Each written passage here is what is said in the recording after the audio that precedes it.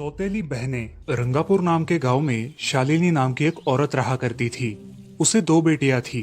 एक का नाम था शिवानी और दूसरी का सुहानी। शिवानी जब छोटी थी तब उसकी माँ गुजर गई थी, जिसके कारण उसके पिता रघु ने दूसरी शादी कर ली। मगर उनका भी कुछ सालों में बीमारी की वजह से देहांत हो गया और इसी वजह से शिवानी के मन में उसकी माँ और बहन के प्रति प्रेम उत्पन्न नहीं हो पाया। शिवानी और सुहानी में हमेशा झगड़ा हुआ करता था। दोनों भी बहनें एक दूसरे से कभी प्यार से बात नहीं करती थी। शालिनी ये सब देख बड़ी चिंता में रहा करती थी। ऐसे ही एक दिन, शिवानी सुहानी, चलो आ जाओ, खाना खा लो। हाँ माँ, आई। हाँ माँ, मैं भी आई। ऐसा कहकर दोनों बेटियां वहां आ जाती है और देखती है तो उनकी माँ ने उन दोनों के लिए गाजर का हलवा बनाया था। वो देख सुहानी और शिवानी बहुत खुश हो जाती है। माँ, तुमने ये हलवा मेरे लिए बनाया है? मुझे बहुत पसंद है। मुझे पता है कि मेरी दोनों बेटियों को हलवा कितना पसंद है, इसीलिए तो मैंने तुम दोनों के लिए हलवा बनाया है। और मेरे लिए माँ? अरे हाँ बेटी, मैंने तुम्हारे लिए भी बनाया है। चलो अब जल्दी से खा लो, तुम दोनों को कॉलेज भी तो जाना है ना। जी माँ, मैं ये कटोरी ले लूँ? मुझे जल्दी पहुँचना है कॉलेज में। हाँ ले लो। और सुहानी, तुम ये वाली कटोरी ले लो। जी माँ। दोनों भी हलवा खाती है और एक दूसरे की ओर बहुत गुस्से से देखकर वहां से चली जाती है। वो दोनों भी कॉलेज में एक साथ पढ़ा करती थी। फर्क सिर्फ इतना था कि शिवानी 3rd ईयर में थी और सुहानी 1st ईयर में। उन दोनों में 2 साल का अंतर था। फिर भी दोनों में हमेशा नोकझोंक हुआ करती थी, जैसे कि वो दोनों एक दूसरे की दुश्मन हो। ऐसे ही एक दिन, दीदी, मेरे कॉलेज की ट्रिप जाने वाली है। तुम्हारी भी ट्रिप जाने वाली है क्या? हाँ, मेरी भी जाने वाली है, मगर मेरा जाने का मन नहीं है। क्यों दीदी? क्योंकि वहाँ पे तुम हो। मुझे भी कोई शौक नहीं है तुम्हारे साथ आने का। मैंने ऐसे ही पूछ लिया। मैं जा रही हूँ। शिवानी और सुहानी एक दूसरे की ओर मुंह फेर कर वहां से चली जाती है। अगले दिन दोनों भी कॉलेज में जाती है।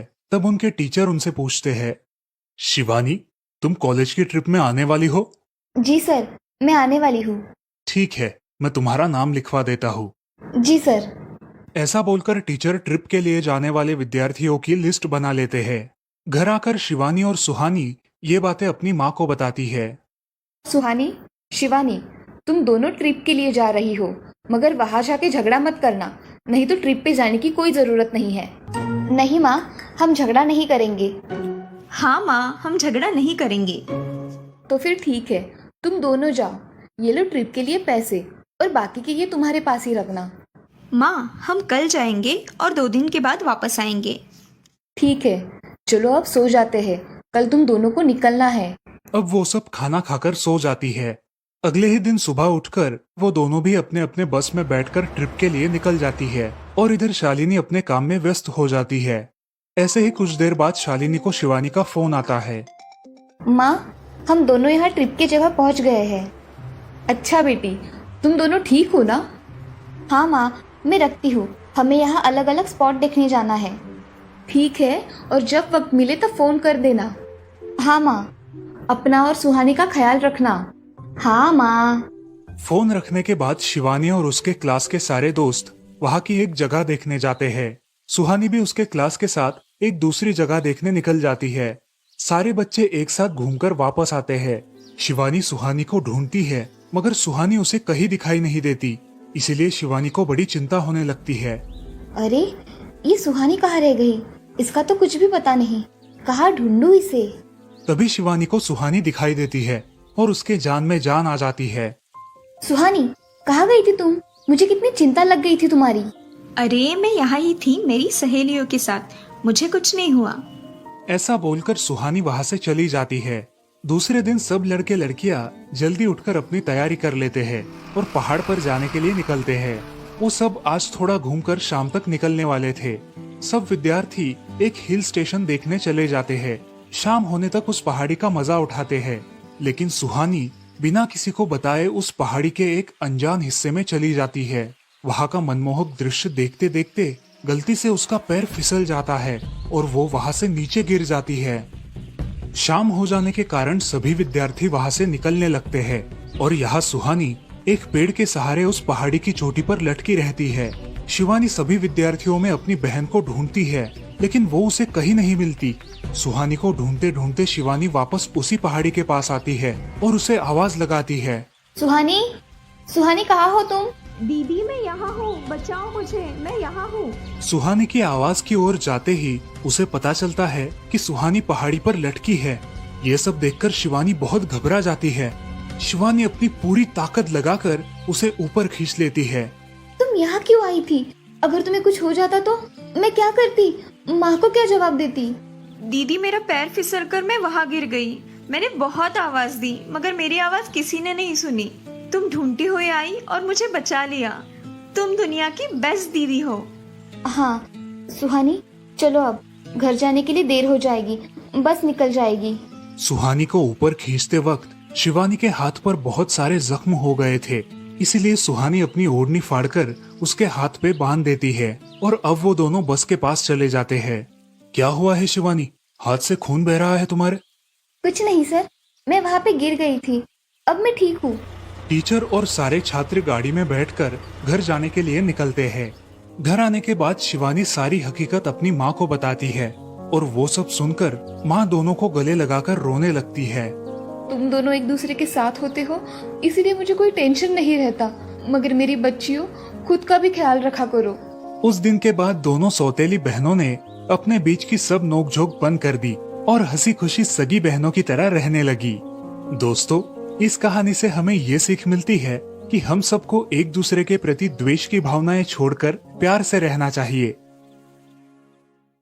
चंदनपुर नाम के गांव में चंपा नाम की एक औरत रहती थी। पति, 2 बच्चे और एक बेटी, ऐसा उनका पूरा परिवार था। उसका पति श्रीधर पोस्ट ऑफिस में जॉब करता था। उसके कमाई से ही घर चलता था। चंपा ने अपने घर के सामने एक छोटी सी दुकान खोल के रखी थी। उससे उसे जो भी मुनाफा होता वो अपनी बेटी की शादी के लिए जमा करके रखती। ऐसे ही बहुत दिन बीत जाते हैं। अब बच्चे भी बड़े हो जाते हैं। बड़ा बेटा अशोक डॉक्टर और छोटा बेटा रवि वकील बन जाता है और दोनों अपनी ट्रेनिंग पूरी करने लगते हैं। एक दिन उनकी बहन ज्योति के लिए एक अच्छा रिश्ता आता है और ज्योति की शादी पड़ोस के गांव के सरपंच जी के बेटे से हो जाती है। ज्योति बहुत ही कामचोर और गुस्सा करने वाली होती है। इसी कारण उसके ससुराल से उसे निकाल दिया जाता है। वो अपने पति को लेकर अपने मायके रहने आती है। अब चंपा का जमाई दुकान चलाता है और चंपा और ज्योति आराम से वहाँ रहती है। अरे ज्योति, जरा अपने कामचोर पति को कुछ काम करना क्यों नहीं सिखाती हो? कुछ काम का नहीं है वो। अरे हाँ माँ, उनके पिताजी ने तो उन्हें ही घर से निकाल दिया और हमारे माथे मर दिया। जाने दो, पति है।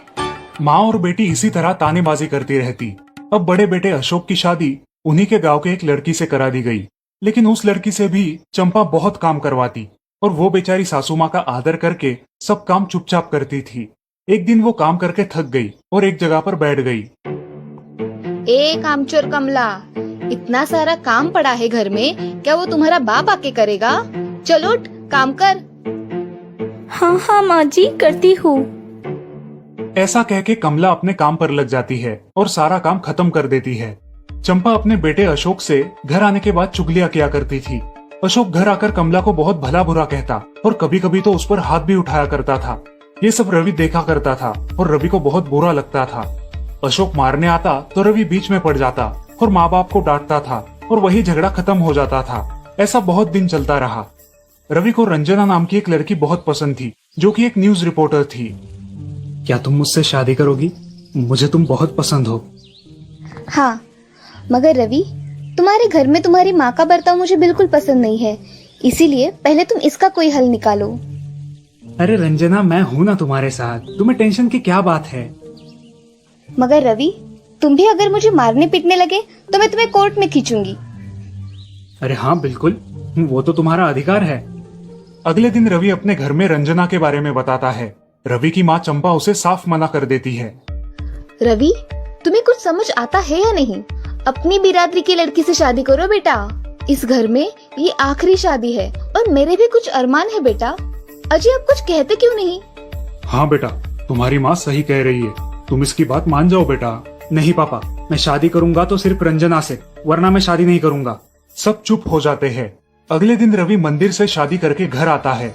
सब अचरज से रवि की ओर देखते हैं और चुपचाप अपने कमरे में चले जाते हैं। कमला उन दोनों का स्वागत करती है और वो दोनों अपने कमरे में जाते हैं। कैसे लगा मेरा घर? अच्छा है, मगर सब मिलजुल के रहे तो और भी अच्छा होगा।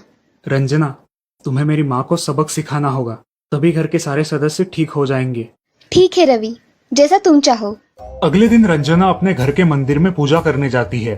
तभी रुको, मेरे भगवान के मंदिर में तुम मत आओ, जाओ यहाँ से। ये कहकर सास रंजना को वहाँ से भगा देती है और घर के किसी भी काम को करने से मना कर देती है। तब क्या माँ जी, आज से मैं इस घर की बहू हूँ। इस घर पे मेरा भी उतना ही अधिकार है जितना कि आपका। क्या बोल क्या रही हो? निकल जाओ मेरे घर से। खबरदार अगर हाथ भी लगाया तो। पता है ना, मैं न्यूज रिपोर्टर हूँ। रातों रात खबर छाप दूंगी और कोर्ट के चक्कर लगेंगे वो अलग, समझिए आप।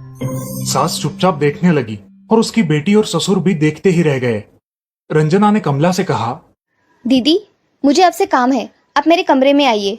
और हाँ, आज से खाना ज्योति दीदी आप बनाएंगी। अरे माँ, तुम कुछ बोल क्यों नहीं रही हो? ये मुझे काम करने को बोल रही है। अजय सुनते हो? चलो मेरी मदद करो। हाँ आता हूँ। ज्योति किचन का काम करने चली गई और सास बाहर का काम करने लगी। रंजना कमला को लेकर अपने कमरे में गई और उससे कहा, कमला दीदी, आप कुछ कहते क्यों नहीं? आप चुपचाप सह लेती हो, उसका ये नतीजा है। अब देखो दीदी कैसे काम कर रही है। आप कुछ काम करती थी क्या शादी के पहले? नहीं रंजना, मगर अब घर से ही अपना खुद का कुछ व्यवसाय शुरू करने का सोच रही हूँ। बहुत अच्छे दीदी, अब आप किसी से मत डरिए, हम हैं आपके साथ। सच में किसी के साथ होने का कितना महत्व होता है। अब उसकी सासू माँ ही घर के सारे काम करने लगी थी और ज्योति को काम करवाने की वजह से ज्योति भी अपने ससुराल जाने की सोच रही थी। अजी, यहाँ तो काम वाली से भी ज्यादा बुरी हालत हमारी हो गई है। चलो हम हमारे घर चलते हैं, सब है हमारे यहाँ। अरे रे, आप कहाँ चली? अभी भी काम बाकी है।